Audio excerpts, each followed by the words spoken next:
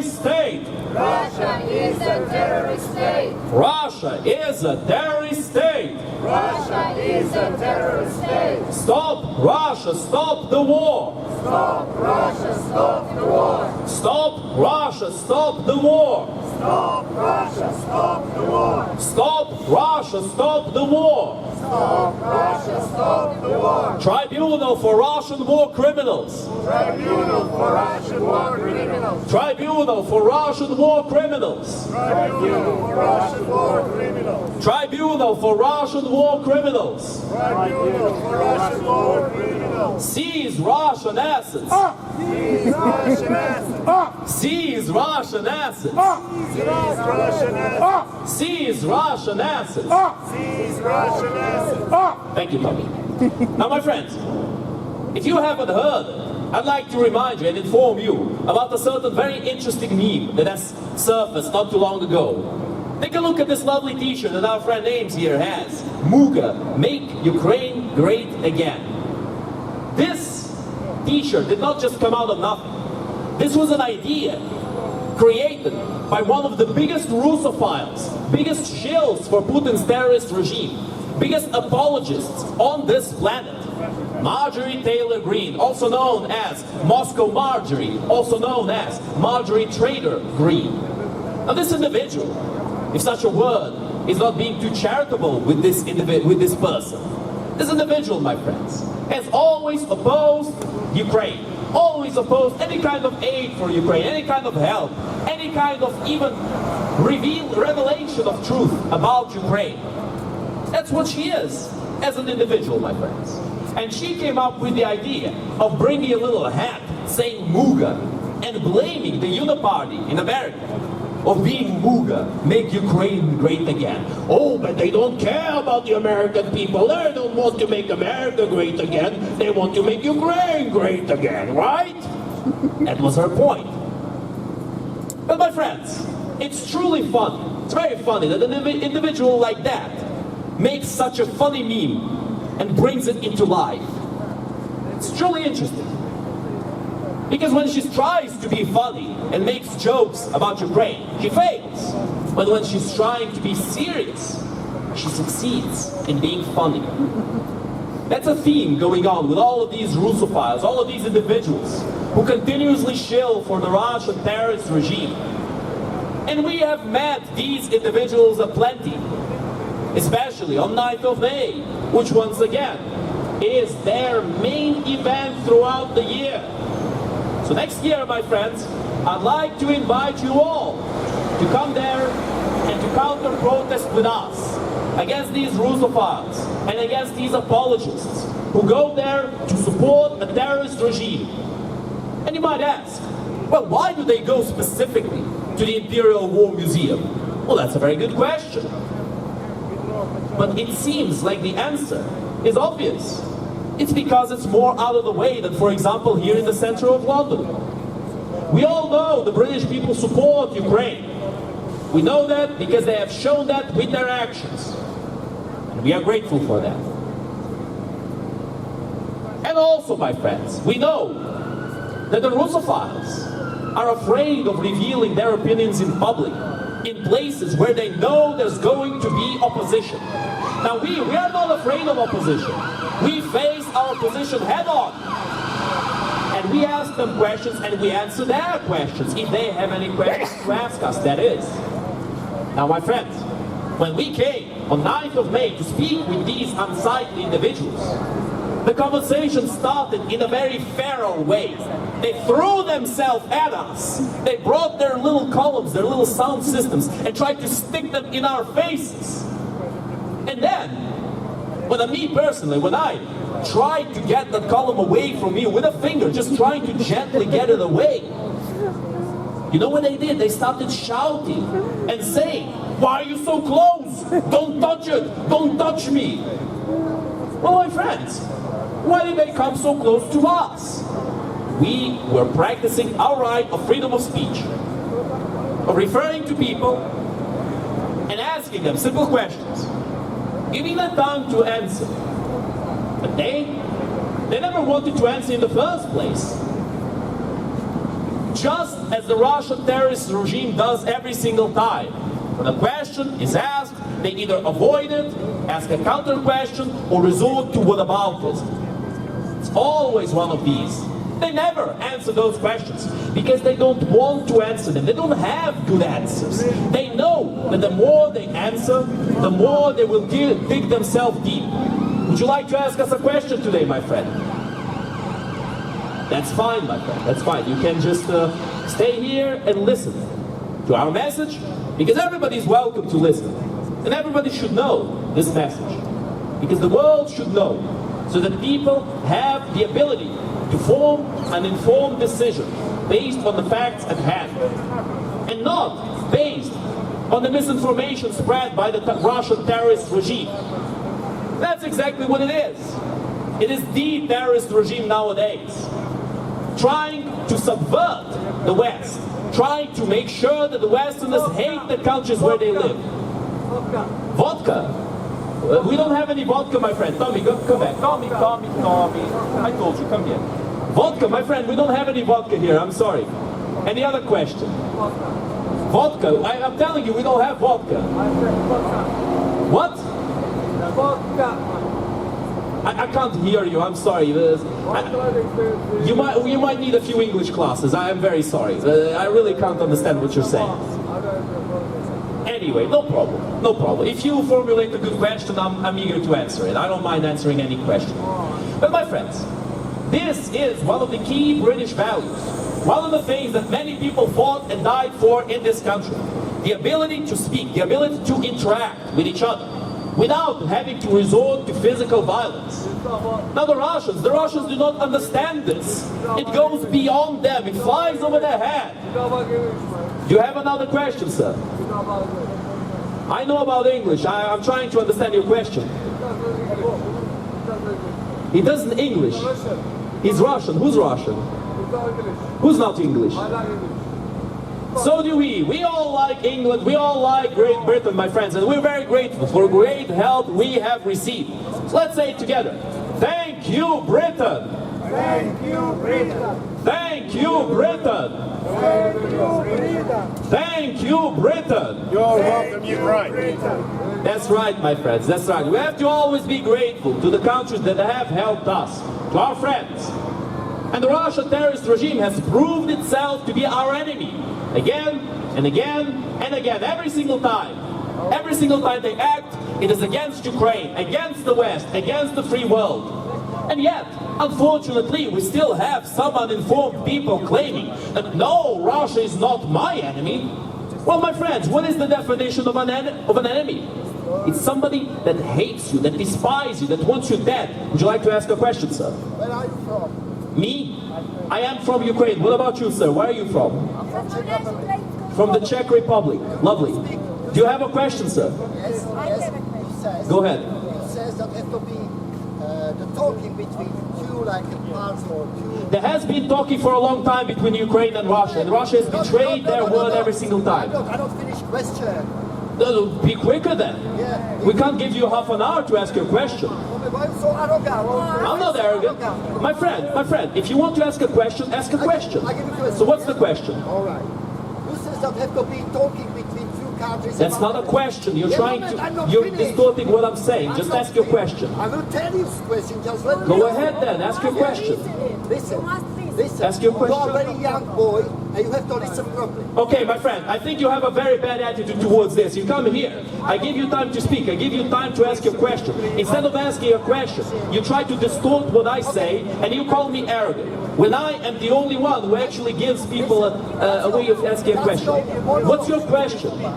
What? I cannot tell just 2 words. Say it in 5 and 10 and 15 words. Go on. Just ask your question, sir. Just ask your question and that's it.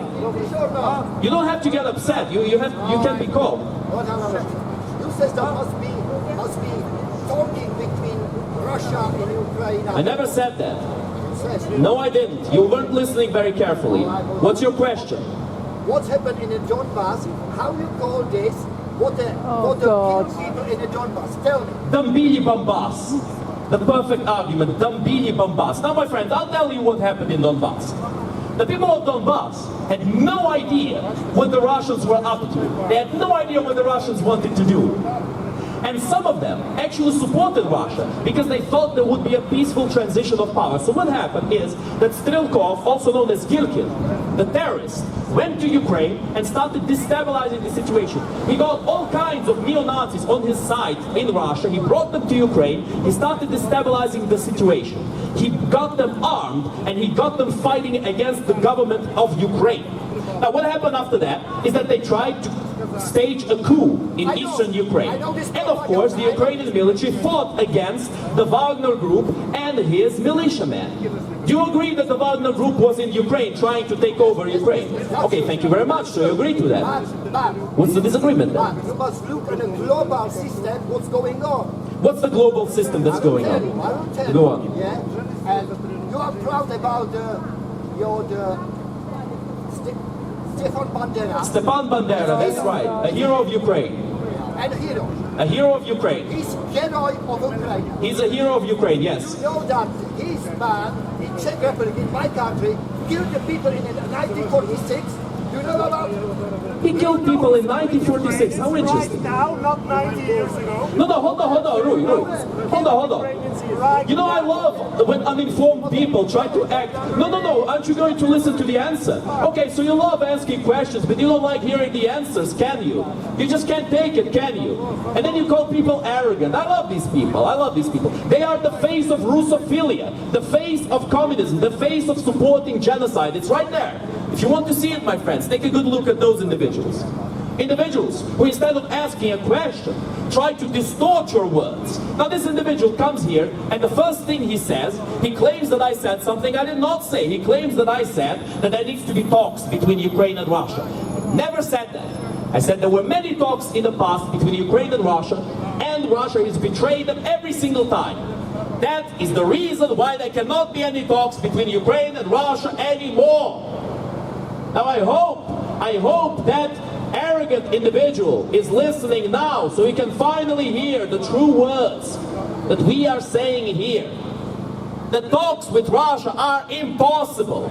When somebody is trying to exterminate you, you don't negotiate with them. You don't allow half of your people to die just to give them a compromise. No.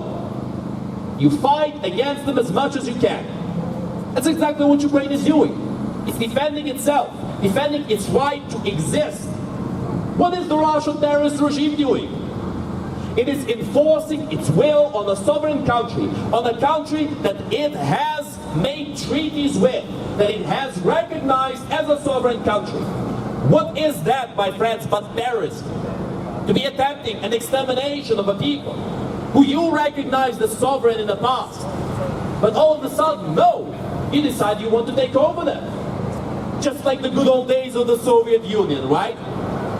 Where around 10 million Ukrainians were killed by the Soviet Union, by Stalin's Holodomor. Let's not forget about that. And once again, this conversation about the Czech Republic and about Bandera, it's complete nonsense. Bandera was defending Ukrainian lands. That's what happened. And of course, Bandera was indeed fighting against the Soviets. He was also fighting against the Polish. He was also fighting against the Nazis. He was fighting against everyone who would come to Ukraine with intent to kill. And the Soviets, of all those entities, were the worst ones by far, because they did indeed try a mass extermination of the Ukrainians. That, my friends, is who Stepan Bandera was. That is why he is a hero. That is why he was sent to jail by the Nazis, imprisoned, sentenced to death by them. And then, of course, when World War II ended, he was released. He went back to Ukraine and back to fighting for Ukrainian sovereignty. That, my friend, is who Stepan Bandera was. And everybody should do research about him so they know who he was and what he did. And everybody should know that during these supposed exterminations, he was in jail.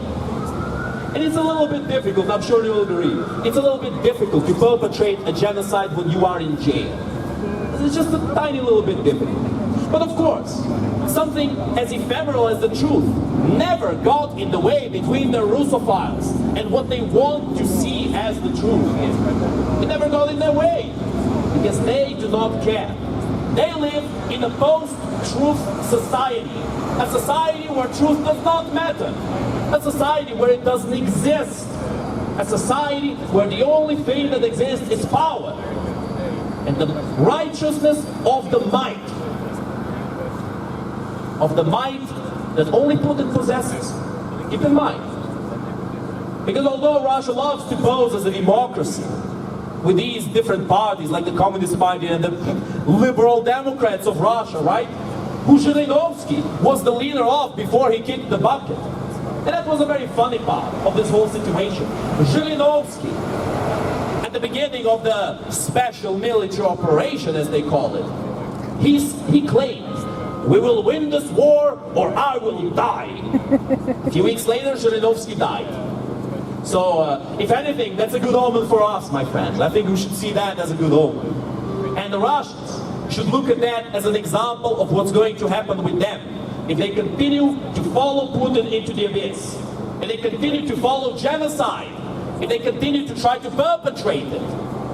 Because that, my friends, is the ideology of the wicked and of the ignorant. To think that as long as you are the one exterminating, you will not be exterminated later. Idiotic.